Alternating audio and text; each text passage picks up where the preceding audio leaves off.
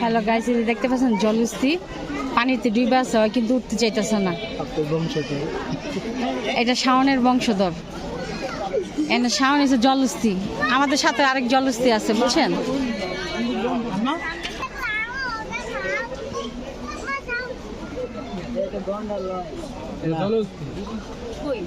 জলহস্তি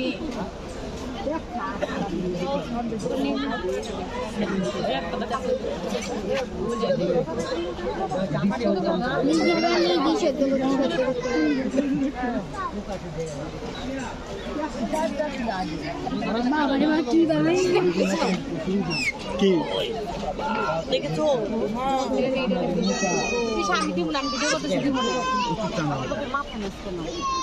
চর্বি গায়ে